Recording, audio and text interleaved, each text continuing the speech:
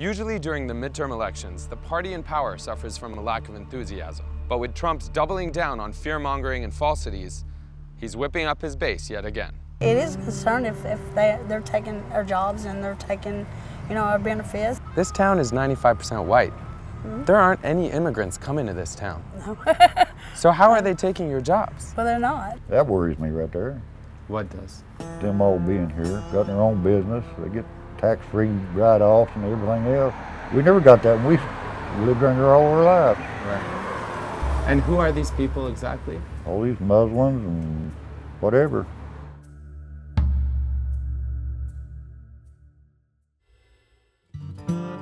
We came here to Jamestown, Tennessee, a tiny town of just under 2,000 residents, to find out why Trump's message resonates so well with people here who feel abandoned by the government. Rural America thought that Washington has forgot about them. Places all over the United States is like this. It's forgotten, nobody's ever heard of. Here in Jamestown, 95% of the population is white. It's also one of the poorest towns in America. There's really not a lot of jobs around here, but that's what I've heard. Yeah, we used to have a lot of factories and stuff here. Between 2008 to 2012, Jamestown had the 6th lowest median household income of any place in the entire country.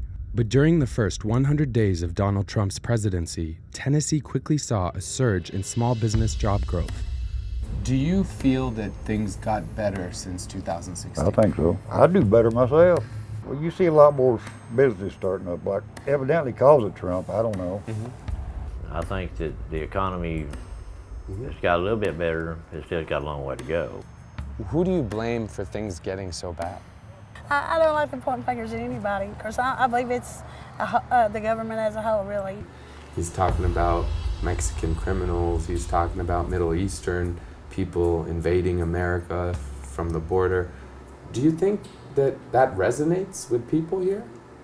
Yeah, I believe it does. They believe whatever they hear, they believe. It's not bad anymore to be a racist or anything, and I don't understand why. I just don't have an answer. Here in Fentress County, Tennessee, President Trump won 82.5% of the vote in 2016.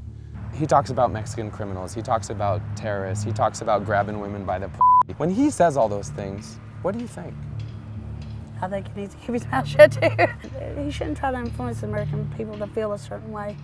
I mean, that's his opinion, that's how he feels. Keep it to yourself. I think that's what he don't really realize, how much impact he has. Do you see a connection at all between the level of hateful rhetoric and these kinds of hate crimes happening? Probably. You see bombs sent in the mail to these people, you know what I mean? I think they set themselves up. Oh, you think that?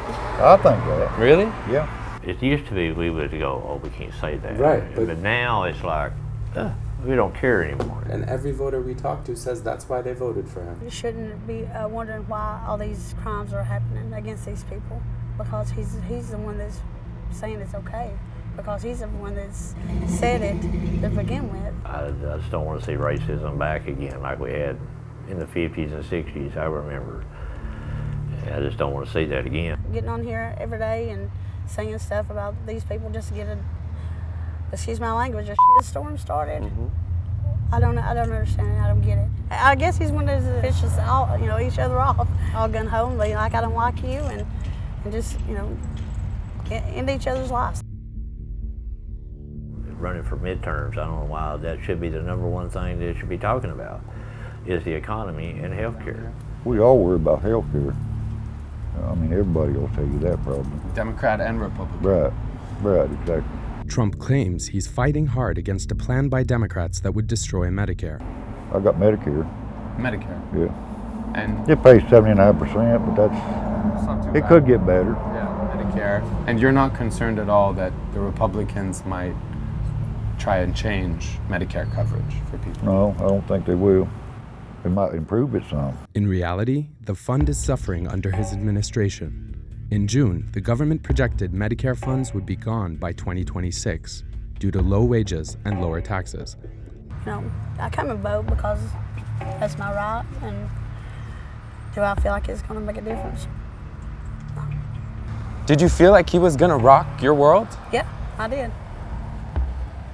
They don't want regular politicians. They want underdogs. They want underdogs, that somebody that they think will stand up for them. I think that's all across the country. Would you vote for Trump again?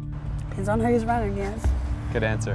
Yeah, I think if you had a presidential election like you had Trump, Clinton, Sanders, it would have been a different whole story probably. Totally. We need more parties. We don't really need to look at party lines. We need to look at the people that's running for office. You voted for Trump though in 2016. I would rather not say. If I knew that today, after voting for him, it was pretty much stay the same, I probably wouldn't have voted for him.